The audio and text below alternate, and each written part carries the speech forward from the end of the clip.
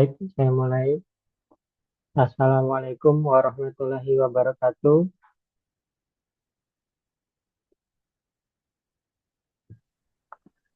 Waalaikumsalam warahmatullahi wabarakatuh. Alhamdulillahirabbil alamin. Wassalatu wassalamu ala nabiyina Muhammadin wa ala alihi wa sahbihi ajma'in amma ba'du. Alhamdulillah, puji syukur kita panjatkan kehadirat Allah Subhanahu wa taala yang masih memberikan kesempatan pada kita untuk belajar dan melanjutkan perkuliahan, khususnya mata kuliah akuntansi biaya pada malam hari ini. Baik, untuk malam hari ini kita akan membahas kelanjutan dari materi sebelumnya, yaitu metode harga pokok proses satu departemen. Nah, untuk malam hari ini kita lanjutkan dengan metode harga pokok proses dua departemen. Jadi nanti ada departemen A, kemudian dilanjutkan dengan departemen B, atau departemen 1, kemudian dilanjutkan dengan departemen kedua. Maksudnya adalah di dalam proses produksi tersebut itu melewati dua tahap, ya, melewati dua tahap sehingga produk yang sudah melewati tahap pertama, nah itu akan masuk ke tahap kedua atau ke departemen kedua atau siap diolah di departemen kedua. Nah, atau nanti istilahnya yang di tahap pertama dia menjadi produk dalam proses, ya. Nah, produk dalam proses, dan masing-masing departemen, ya, baik departemen 1 dan departemen 2, ketika dia belum selesai, belum menjadi produk jadi, maka dia ada masih seperti kemarin, ya, tahap tahap pengerjaannya berapa persen. Kemarin kan Anda mengerjakan di UTS itu kan ada satu departemen saja ada produk jadi, kemudian produk dalam proses yang berapa persentasinya. Nah, nanti sama seperti kemarin, cuma ini dua departemen saja, ya, lebih dari satu departemen. Oke, langsung contoh kasus, ya, kita lihat di contoh kasusnya. Nah, misalnya di sini kan, misalnya ada dua departemen, yaitu departemen A dan departemen B. Artinya produk awalnya itu kan masuk dulu di departemen A, ya. Masuk dalam departemen A itu sejumlah atau sebanyak 1000 unit. 1000 unit, kemudian diolah di departemen A, ternyata yang selesai itu hanya yang selesai sebanyak 900. Dari 1000 yang dimasukkan, itu yang selesai 900, yang nanti akan ditransfer ke departemen B. Ya, yang ditransfer ke departemen B sejumlah 900, sisanya berapa? Sisanya adalah 100 unit yang masih diproses akhir bulan di departemen A. Nah, nanti yang sisanya 100% ini, 100 unit ini yang di departemen A, itu tak tingkat penyelesaiannya seperti di bawah, yang paling bawah sendiri ini, ya. Jadi yang 100 unit, tingkat penyelesaiannya biaya bahan baku 100%, biaya tenaga kerja 80%, dan BOP-nya 75%, ya. Jadi hampir sama dengan sebelumnya, materi sebelumnya, yaitu satu departemen. Ya, hanya saja produk selesai yang 900 unit ini nanti akan masuk ke departemen B. Nah, kesimpulannya kan nanti ada dua dua unit ekivalensi. Kalau Anda masih ingat kan, di metode harga pokok proses ini kan kita harus menghitung unit ekivalensi. Apa itu unit ekivalensi? Adalah penyetaraan. Bagaimana menyetarakan produk yang sudah selesai dengan produk yang masih dalam proses, ya, seperti itu. Sehingga nanti ada dua, karena dua departemen, ada dua kali unit ekivalensi, kemudian ada dua seperti dua kali laporan begitu ya. Dua kali laporan harga pokok produknya, kemudian dua masing-masing jurnal ya. Ada dua kelompok jurnal ya, jurnal yang di Departemen A, kemudian jurnal yang di Departemen B. Jadi kita kembali ke sini tadi ya, dari 1000 dimasukkan, 900 selesai di Departemen A, nanti ditransfer ke Departemen B. Sisanya 100 itu masih dalam proses dengan tingkat penyelesaian yang di bawah itu. Kemudian eh, rincian biaya yang dikeluarkan selama bulan Mei ya, selama bulan produksi, biaya bahan baku misalnya $3.000, BTKL-nya 6.000 sekian, BOP-nya 8.000 sekian. Nah, sekarang kita lihat dari 900 yang masuk ke departemen kedua atau departemen B, ternyata kan tidak semuanya selesai juga. Yang selesai itu hanya 600 ya, 600 yang selesai kemudian disimpan di gudang, artinya 600 yang siap dijual atau dikirim lah seperti itu.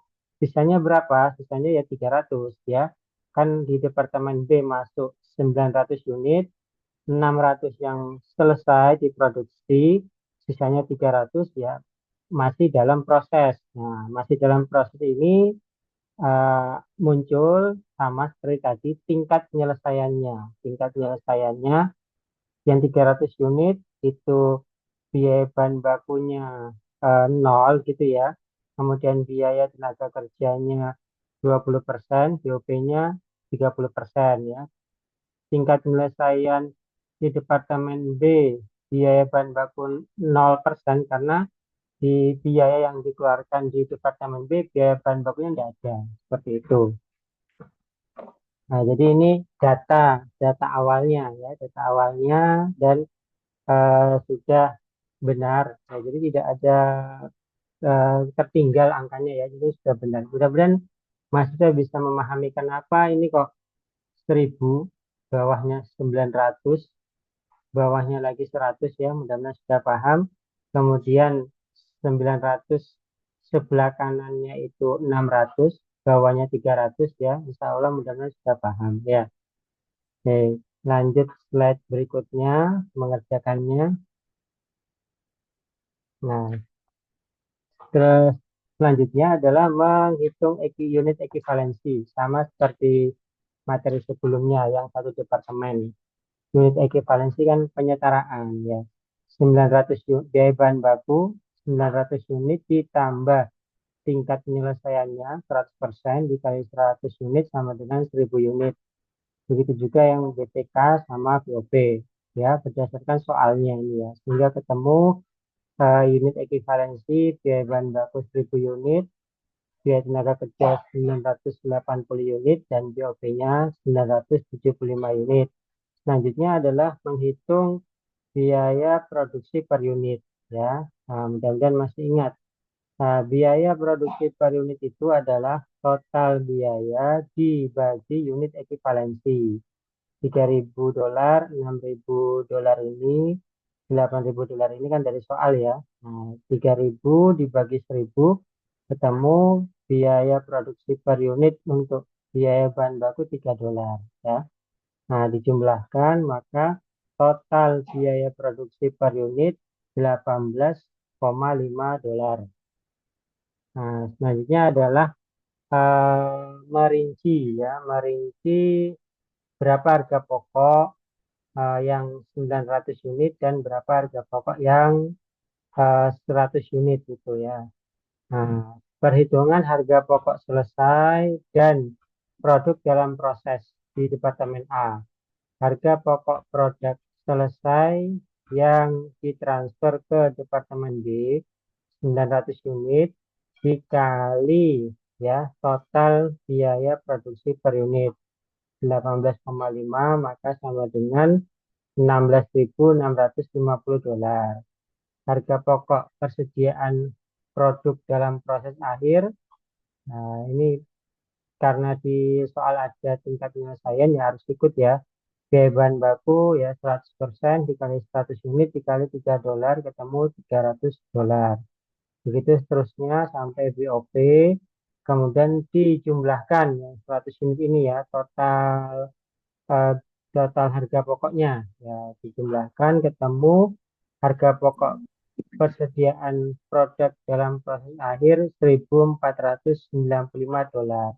sehingga jumlah biaya produksi Departemen A sama dengan $18.145. Kalau Anda masih ingat, setelah ini adalah menyusun laporan harga pokoknya atau membuat jurnal. Nah, ini aja skip aja yang ini ya. Laporannya kan tinggal memindahkan saja. Nah, selanjutnya adalah jurnalnya. Sekarang sama seperti satu departemen kemarin. Nah, sekarang adalah menulis jurnal di Departemen A. Ya, ada 3 jurnal. Kalau Anda masih ingat, jurnal yang pertama itu kan untuk keseluruhannya. Kemudian jurnal yang kedua itu untuk yang 900 unit. Ya, 900 unit. Ya, harga pokok produk selesai yang ditransfer ke Departemen B. Kemudian yang ketiga adalah yang 100 unit. Harga untuk mencatat harga pokok persediaan produk dalam proses ya. Nah, ini yang 100 unit. Nah, setelah ini belum selesai karena kan ada yang 900 unit itu yang masuk ke Departemen B.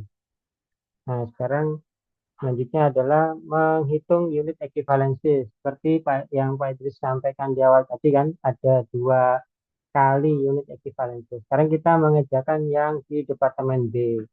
Sama, kita hitung lagi unit ekivalensinya. Unit ekivalensi tentu sesuai soal. Karena di soal tidak ada biaya bahan baku atau strip atau nol.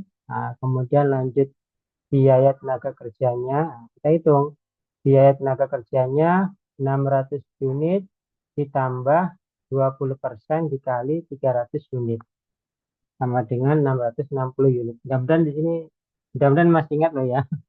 Mudah-mudahan masih ingat ya. Nah, 600 itu ya. Nah, kemudian BOP-nya 690 unit. Nah, selanjutnya adalah menghitung biaya produksi per unit. Nah, mudah-mudahan ya nanti dilihat lagi kalau lupa ya, Anda lupa. Pak, ini kok nggak ada biaya bahan baku ya? Karena tadi Pak bilang biaya bahan bakunya nol ya, atau strip. Maka nggak dihitung, tidak dihitung di unit ekivalensi dan di biaya produksi per unitnya. Oke, BTK, total biaya dari mana Pak? Dari soal ya. Total biaya BTK $7.000 itu dari soal. $7.920 dibagi 660 unit, nah hasilnya sama dengan $12. Jangan bingung kalau misalnya Pak ini koma-koma, tidak masalah ya, pakai aja satu koma ya, satu angka di belakang koma. Karena ini kalau ini contoh insya Allah bulat. Nanti misalnya soal koma tidak masalah juga ya.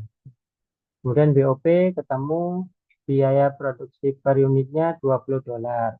Sehingga total biaya produksi per unit di Departemen B $32. Oke. Nah, ini agak yang bawahnya agak jelimet ya. Selanjutnya perhitungan harga pokok selesai dan produk dalam proses Departemen B. Harga pokok produk selesai yang ditransfer ke Departemen B ke gudang. Harga pokok dari Departemen A. Nah, ini agak sedikit hati-hati ya, harus ditulis juga. Harga pokok dari Departemen A. 600 unit dikali $18,5 sama dengan $11.100. Nah, 18,5 ini kan dari Departemen 1 ya, Departemen A ya. Total biaya produksi yang ini ya. Nah, total biaya produksi di unit ekivalensi yang pertama tadi. Kemudian biaya yang ditambahkan oleh Departemen B 600 unit dikali $32 sama dengan $19.200 sehingga total harga pokok produk jadi yang ditransfer ke Departemen B ke gudang sama dengan 600 unit, ini ada unitnya, dikali 50,5 sama dengan 30.300. 50,5 ini dari 18,5 ditambah 32 ya. Eh, kasarannya ini ikut contoh gitu saja ya. Nanti kalau Anda mengerjakan, Pak ini kok harus ada harga pokok dari Departemen A. Nah, ini ikutin aja contohnya ya, ikutin saja contohnya ya. Intinya nanti 50,5 ini kan penjumlahan 18,5 dan 32 ya dolar. Atau harus sama, misalnya 30.300 ini harus sama dengan jumlah 11.100 ditambah 19.200. Ini kalau ada pensilnya bagus ya. Nah, coba. Nah, ini ya. Jadi yang ini ya, ini tuh ya, ini kan harus sama 11.100 ditambah 19.200 ya. Nah, kasarannya atau bukan kasarannya. Cara mudahnya adalah Anda ikutin contoh gitu aja ya, gitu saja. Oke, lanjut. Bawahnya harga pokok persediaan produk dalam proses akhir. Harga pokok dari Departemen A, eh, ini 300 ini kan yang dalam proses akhir tadi ya, 300 dikali 18,5. Jadi ini diambilkan 18,5 ini diambilkan dari Departemen A tadi ya. Sama dengan 5.000 sekian. Kemudian biaya yang ditambahkan oleh Departemen B, nah, BPK sekian ya. Nah, ketemu 2.520 dolar. Total harga pokok persediaan produk dalam proses Departemen B 8.000 sekian. 8.000 ini kan penjumlahan 5.000 ditambah 2.000. Nah, ketemu 8.000 ini. Sehingga jumlah biaya produksi kumulatif Departemen B 38.000 sekian ya. Nah, intinya di di rincian di bawah ini memang agak sedikit jelimet karena harus tetap mengikutkan yang item yang ada di Departemen A. Oke, sekarang kita lanjutkan.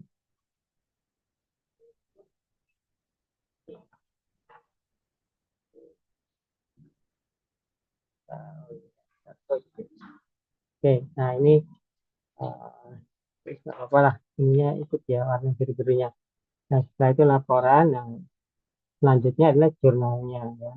Intinya kan laporan ini kan biar lebih rapi gitu ya, lebih rapi, tidak ada sorry ya, tidak ada hitung-hitungan ya kalau laporan. Jadi nanti laporan Anda bisa buat, bisa juga tidak ya. Nah, yang wajib ya jurnalnya.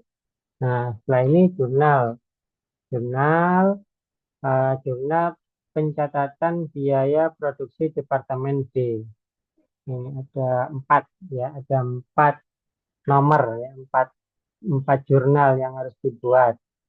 Nomor satu, jurnal pertama untuk mencatat penerimaan produk dari Departemen A.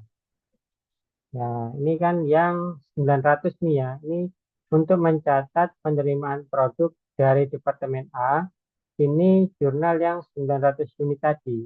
900 unit di mana total harga pokok produk jadinya kan 16.000 dolar ini ya. Kemudian dirinci ya, eh, biaya bahan bakunya berapa, PPKL-nya berapa, BOP-nya berapa. Kemudian jurnal yang kedua untuk mencatat biaya produksi Departemen B.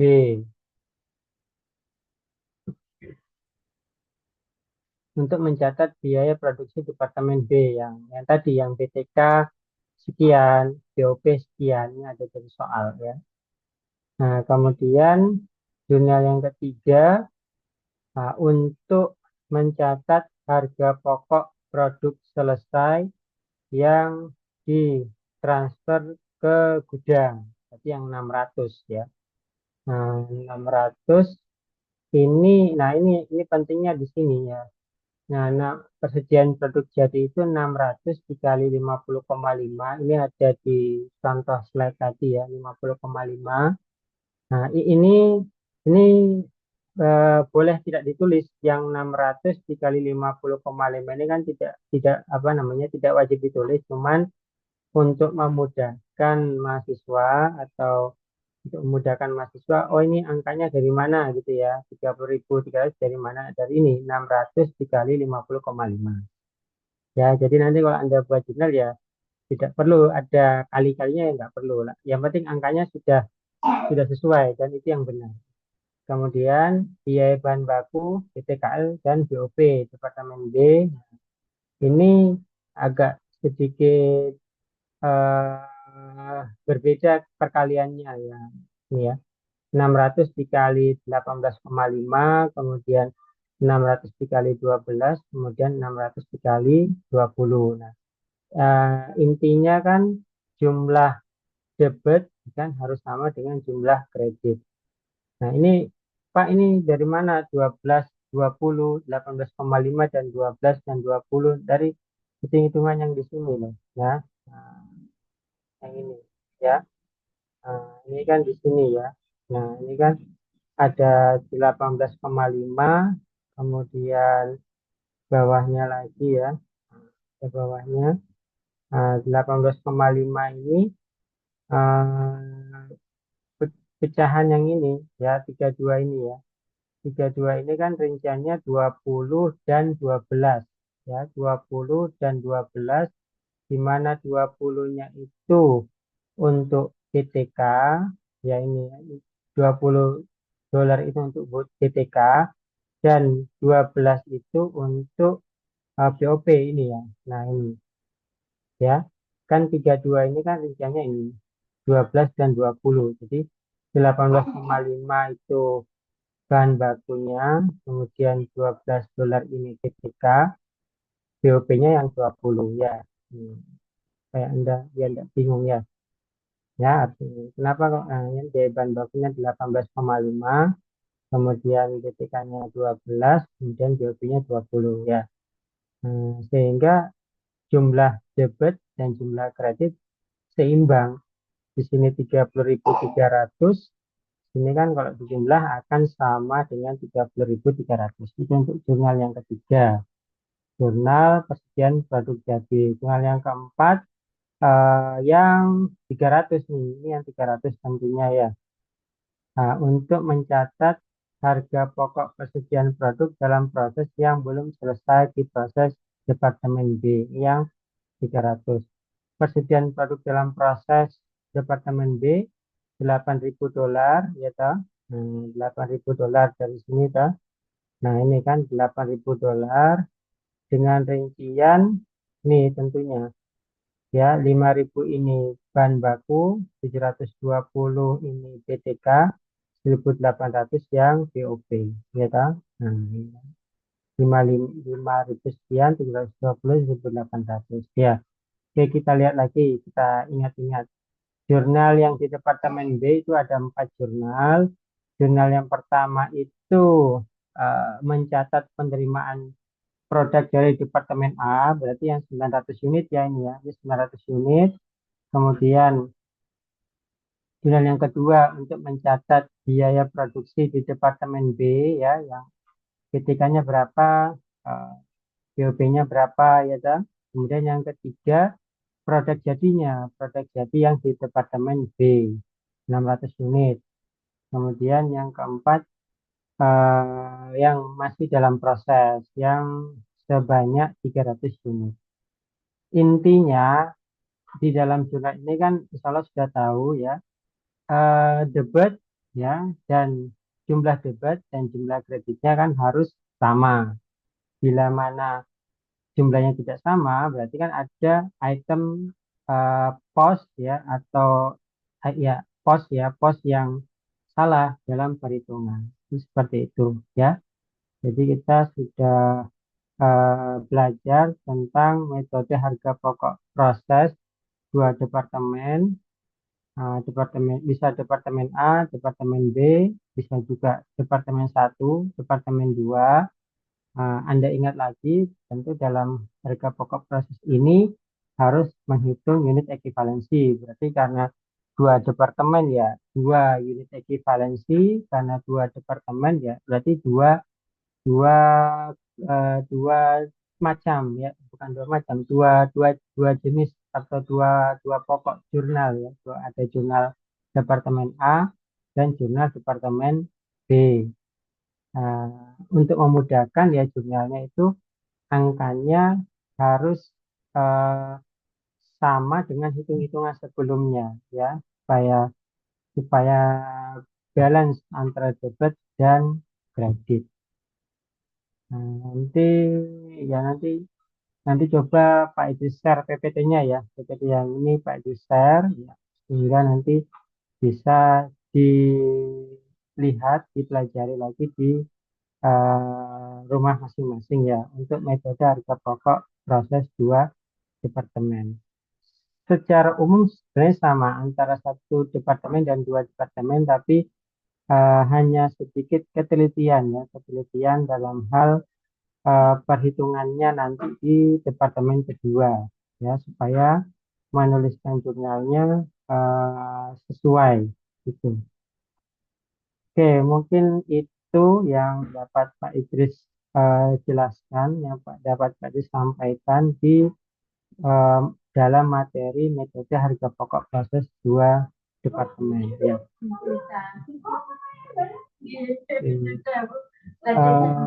Pak Idris rasa tidak ada pertanyaan ya.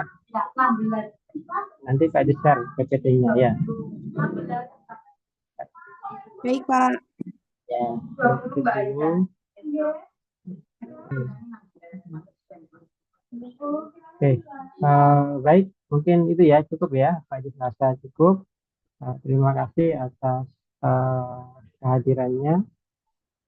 Pak Idris tutup ya dengan bacaan hamdalah. Alhamdulillahirabbil alamin. Wassalamualaikum warahmatullahi wabarakatuh. Oke, Waalaikumsalam warahmatullahi wabarakatuh. izin keluar ya.